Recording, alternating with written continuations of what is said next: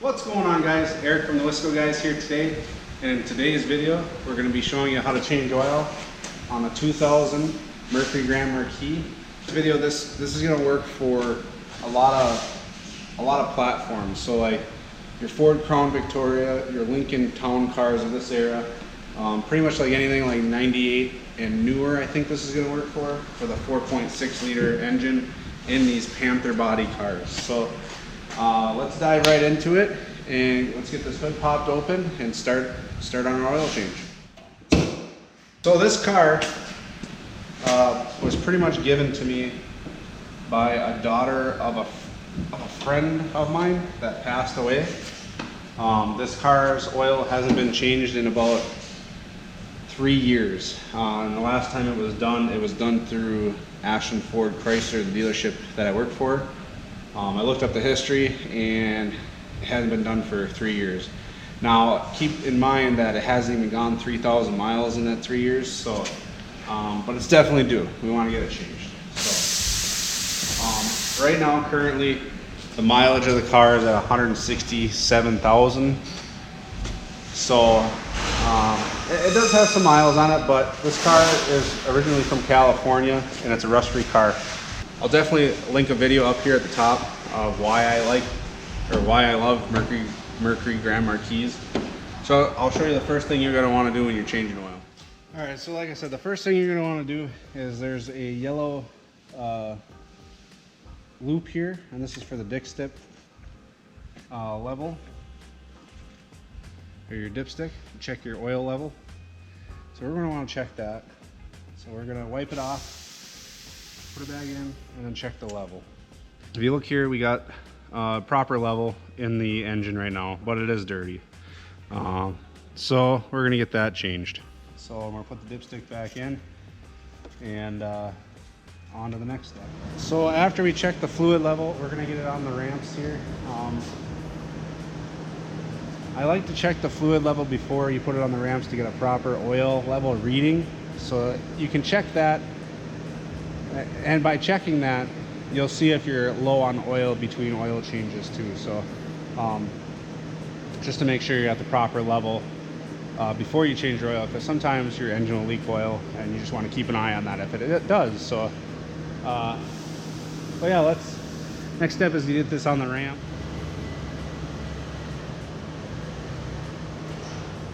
Yeah, we're looking good there. So now that we have it on the ramps, the next step is, and this is what I like to do before we start anything else after we get the ramps here, is to remove the oil fill cap. You want to remove that, and we're going to take this. I usually like to set it right in the latch area. So say if you get your oil change done and you forget that, well, you don't want to forget that because you'll start losing oil out of your fill cap. Well, this will prevent you from shutting your hood, and you'll be like, oh wait, I forgot my fill cap. If you slam it and all of a sudden the cap won't let you shut it, and you're like, what the hell's going on? And then you look and you forgot your oil cap. So that's just a preventative thing that I've learned, so you don't forget your oil fill cap to get it back on there. We're going to start going underneath, and we'll show you where the oil filter is and the oil drain plug location is. Alrighty, so we got the drain pan under there, and I got a light too, but so we're going to be using a 5/8 socket here with a ratchet. It is, on this car at least, American, so 5/8 is the one that fits this. So let's go pull the drain plug.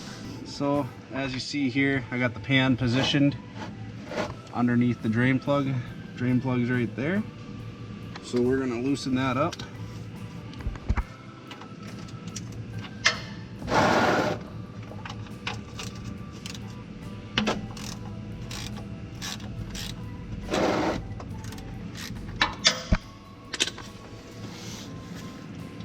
We're going to get this taken out.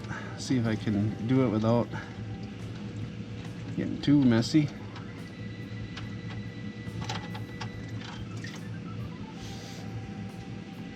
Alrighty, we're gonna let that drain, and then we're gonna talk about the oil filter we're using, and then the oil as well too.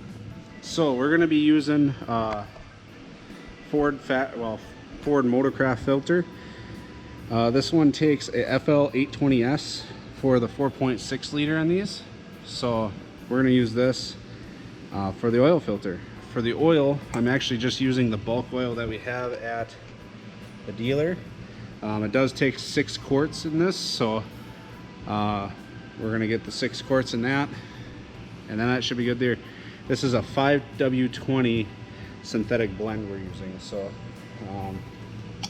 we're gonna be using both of those there. So that's what we're gonna be using. So let's see where we're at with draining oil. Looks like I missed a little bit, but that's okay. Still draining yet, but since it's still draining, look at this oil filter.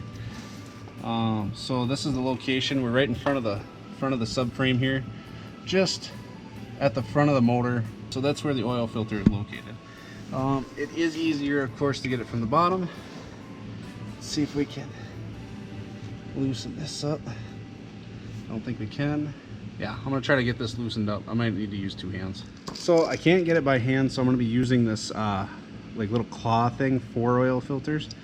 You can pick these up at any automotive parts store, and they have adjustable size here, so they work pretty good. So I'm gonna use this because I can't get it off. So I got this in here. What's that? So just turn it, and I just want to get it to the point where I can get it by hand. So that's loose enough there. Right now I'm gonna get the oil drain plug back in, now that I just got the oil filter loosened up. I only loosened the oil filter up just a little bit, and I'll show you why. Because once you loosen it all the way up, you're gonna have oil coming down. We're gonna get this tightened back up.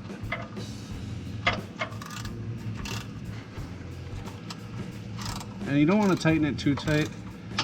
I'm sure there's a torque spec on it, and I'll just put that on the screen right now.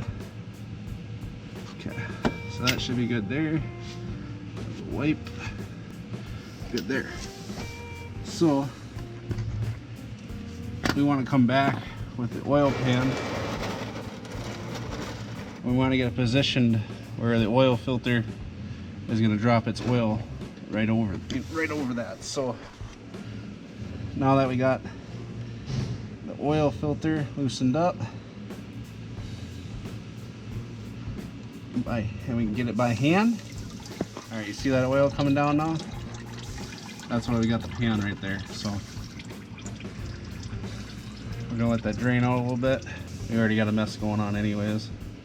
I'm gonna pull this out. All right, we're gonna set that off to the side. Now I'm gonna show you a trick that we used to put the new oil filter on so you don't double seal. Alrighty. So we got our new filter here, and then we have our old filter. What I like to do is I like to kiss the filter. So that's what I call it. You just take both ends of the filter, kiss them together. What this allows you to do is to lubricate the seal and to check to see if the seal is still there on the old one, because you don't want that old seal to be back up on the oil filter location there, because what will happen if you double seal, if this seal goes over this seal when it's up there, and then you double seal it, you'll have oil everywhere when you start the car. So you want to make sure that the old seal is still on that old filter and not on the engine. So double check that, get your seal lubricated by kissing the filter, and we're going to put the new filter on. We're going to put our oil filter back up into location. Kind of a odd spot. Get this tightened up. And with the oil filter, you just want to get it tightened up by hand. So I'm just going to take it, tighten it by hand, as tight as I can get it. I mean, you don't want to over tighten it, but so that's good there. I got that on. I'm gonna try to clean up a little bit of the oil here, and then we'll get some oil in the engine. Alrighty, so let's get our oil in here. And like I said, this takes 6 quarts of oil on a 4.6 liter.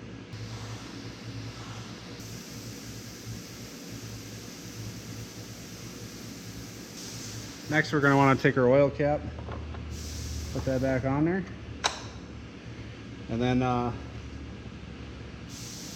going to fire it up. I'm going to get it off the ramps, and then we're going to check the oil level.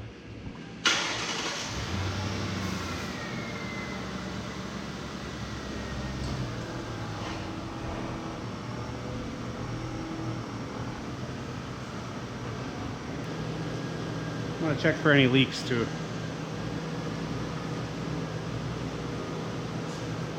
Yeah, it looks like we're good. So now that we got the engine off, we can check the oil level. So grab your oil dipstick. And oh yeah, crystal clear at the proper level. We're golden. So that's pretty much it for that. I also like to check the air cleaner and the coolant at brake and power steering reservoir, just to make sure those fluids are good. But you can check those at any time before you start, or you know, whenever, after. I like to check it after. Make sure you got washer fluid and everything too. So, but other than that, we're set to go. Alrighty guys, so that's pretty much it for the oil change. Definitely subscribe to the channel if you liked the video. Give it a thumbs up. If you want to know anything else more about this Grand Marquis, definitely let me know, and we'll do a video on it or what have you. But thanks guys for watching. You have a good day or night or whenever you're watching. See you guys later. Bye.